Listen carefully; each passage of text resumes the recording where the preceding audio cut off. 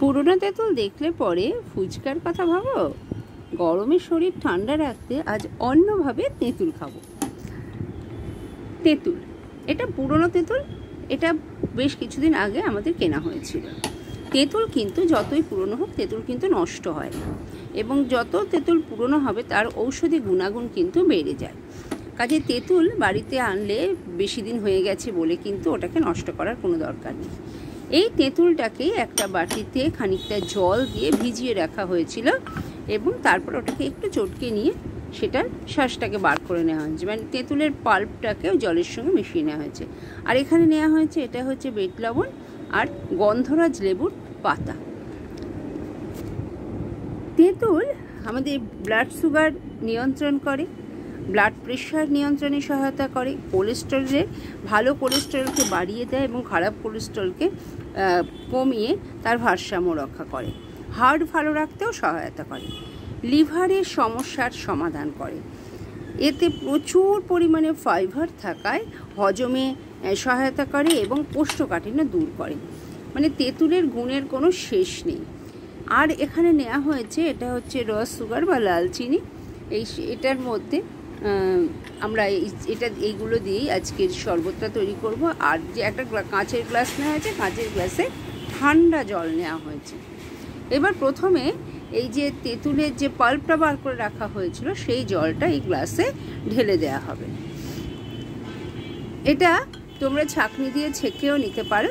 আমাদের ছাঁকনি দিয়ে ছাঁকিনি, কারণ এটা জলটাকে নিতে গিয়ে দেখা গেল ওইটা বাকি অংশটা বাটিতেই রয়েছিল। এই অংশটাও কিন্তু ফেলে দেবে না।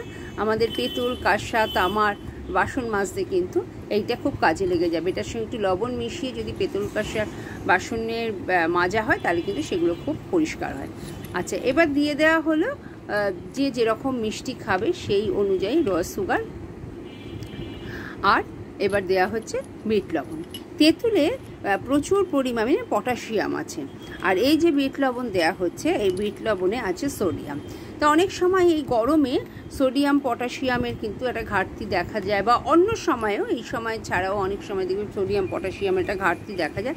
তখন কিন্তু এইভাবে তেঁতুলের এই শরবতটা করে খাওয়ালে কিন্তু সোডিয়াম পটাশিয়ামের ঘাটতি কিন্তু ওটা কমে যায় এই গরমে। তাই জন্য এই শরবতটা খাওয়া কিন্তু খুব দরকার। এবার পরিমাণ মতো লবণ, চিনি এবং তেঁতুল দিয়ে এটাকে ভালো করে মিশিয়ে নিতে হবে। যখন এই সব জিনিসগুলো ভালো করে মিশে যাবে, তারপর এই যে লেবু পাতা নেওয়া হয়েছে 3-4টে, এই লেবু পাতাটা ভালো করে হাতে চটকিয়ে এই শরবতের মধ্যে দিয়ে দিতে হবে।